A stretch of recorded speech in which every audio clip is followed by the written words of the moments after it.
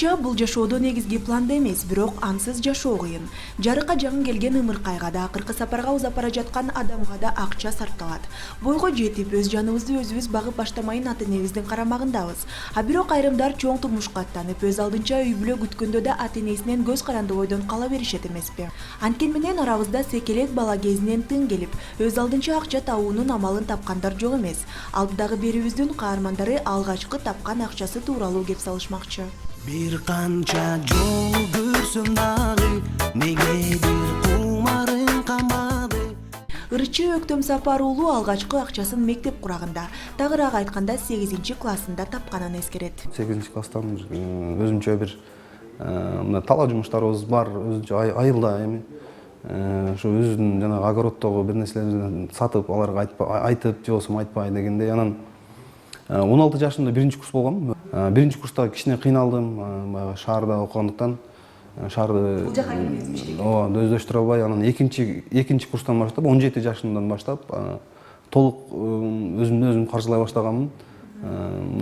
Кафелерде музыкант болуп иштеп баштап, 18 жашымдан үйгө жардам бере баштаганмын. Алгачкы унаасына 24 жашында жетип, анда кубанычы койнуна батпай сүйүнгөнү алигиче эсинде. Мен 24 жашымда алганмын, бирок 24 жашка чейин бирөөнүн унаасына айдап көргөн эмесмин өмүрү. Мен себеби өзүмдүн ушундай принципиалдуу мындай баламын да, анан өзүмө ушундай максат койгонмун, өзүм машина сатып алмайынча бирөөнүкүнө отурбайм дегенчи. Барып Mazda 626 маркалуу машинаны баалашып туруп эле сатып алганмын. Өзүм эчтекени түшүнбөйм, жүргүзгөндү деле билбейм. Бир ай түшүп, машинамды оталдырып, кайра өчүрүп, ошентип эле жүрүп, досторумду телефон чалып чакырып, келип менин машинамды айдагылачы. 24 жашымда алганмын да. Ал эми андан бери 15ке жакын унаа алмаштырууга үлгүргөн Өктөм мырза, мына азырда кезектеги заманбап үлгүдөгү темир тулпарын айдап жүргөн кези. Үй алганга чейин, машина алганга чейин, бар жокторду кылганга чейин эң биринчи студия түптөгөм.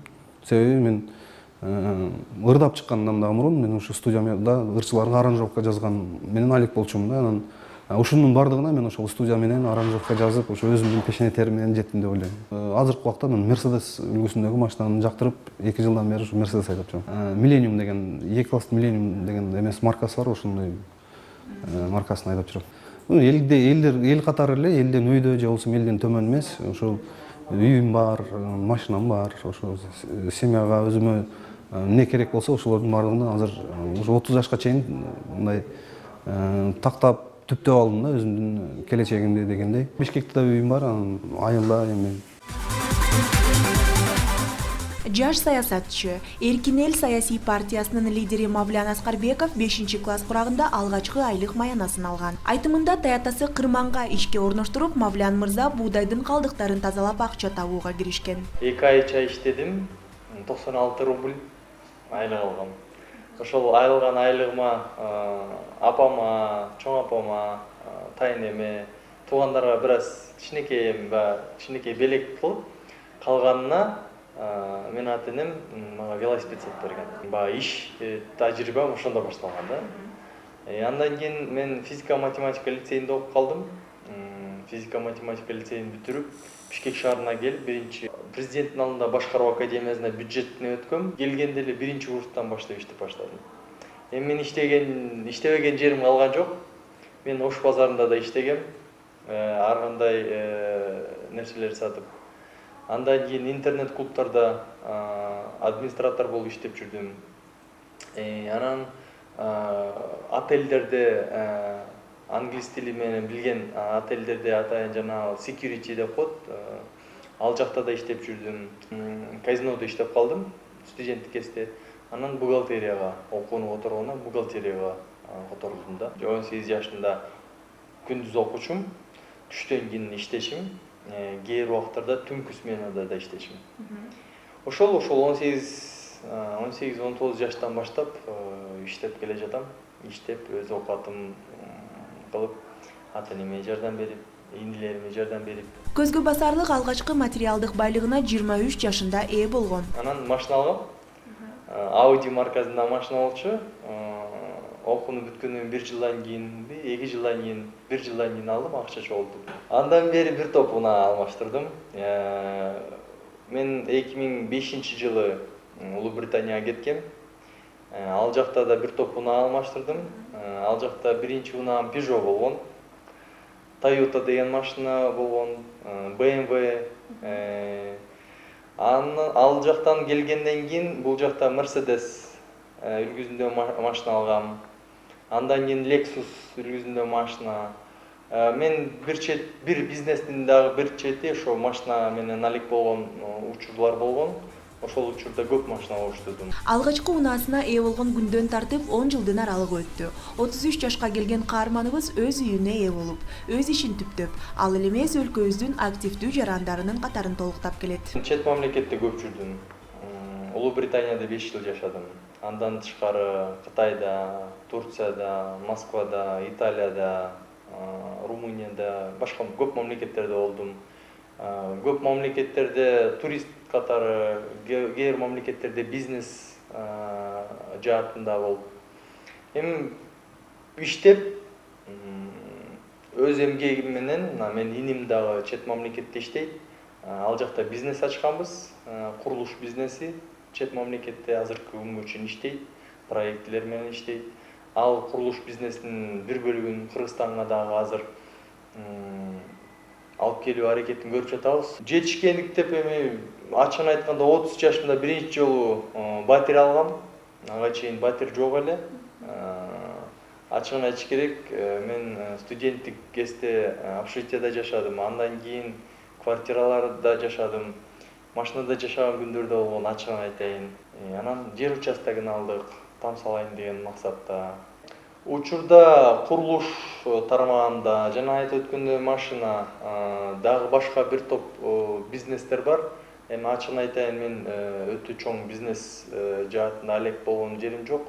Себеби биз Эркин эл партиясы коомдук, социалдык, саясий маселелерди көтөрүп көбүн чечүүгө жетишип жатабыз. Ал жак өтө көп убакыт талап кылат.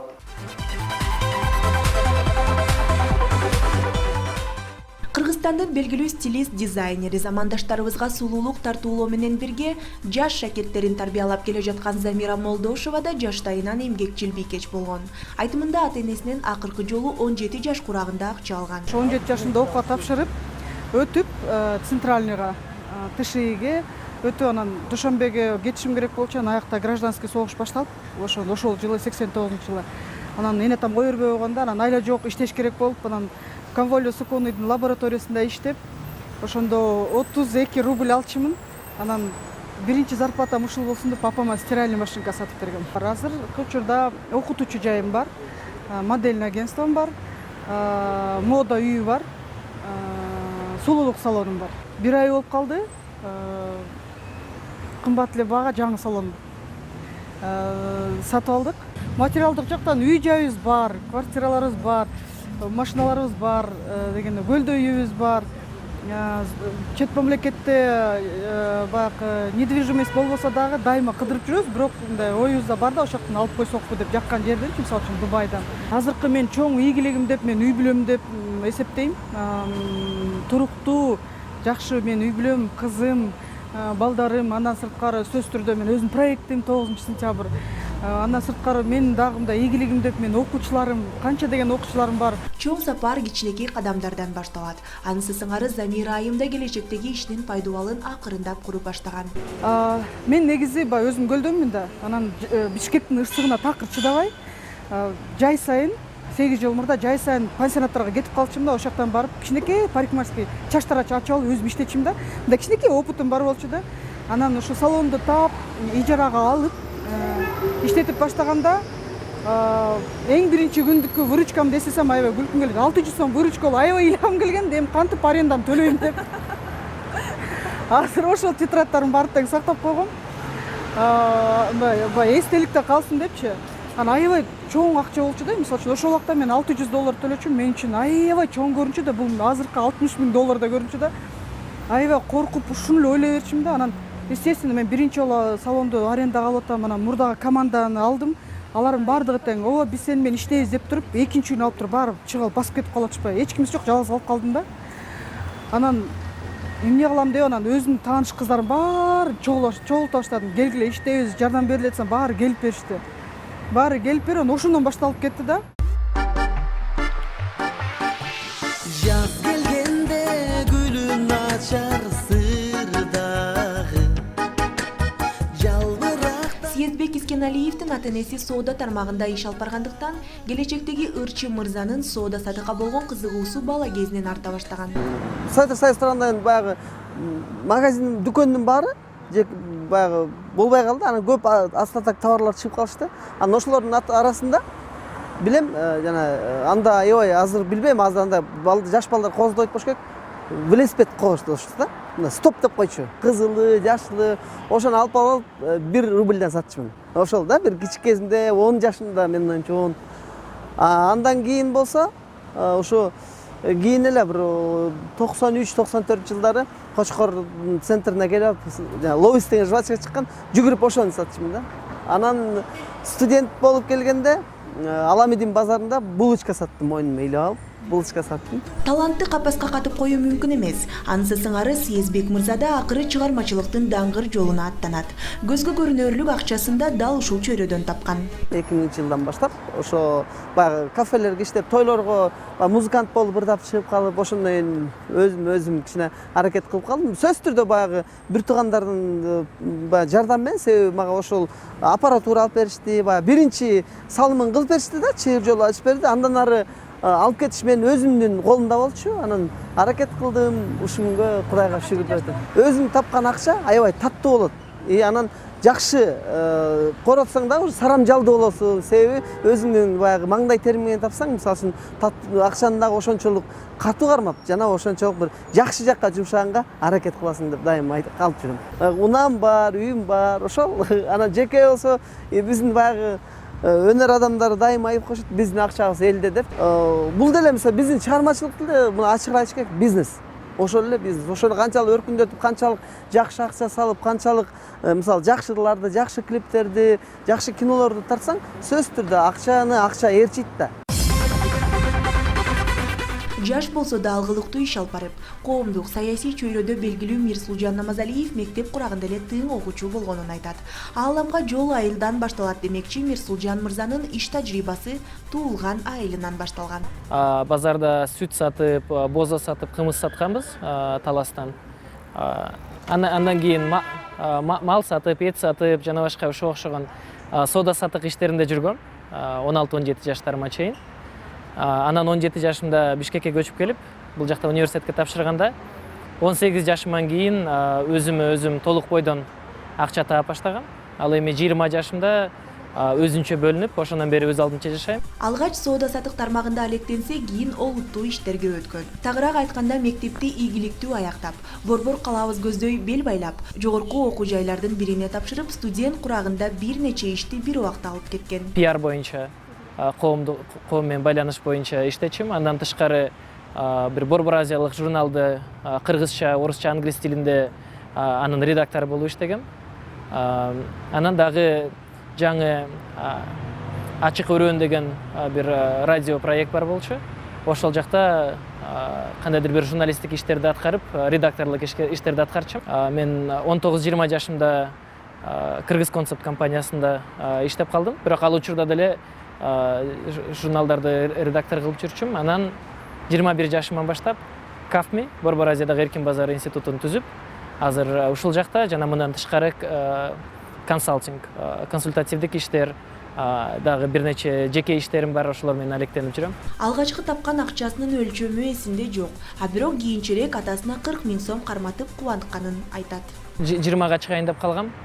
Ошондо атам бир жолу 40 000 сом бергеним эсимде. Себеби андан кийин бир нече убакыттан кийин атам каза болуп калган. Бирок ошондо атамдын абдан сүйүнгөндүгү эсимде. Бул өзүм эми кичеке жашыраакмын да, жаш болгондо дагы өзүң да сейилдейсиң. Анан алардан арткан акчасы болчу.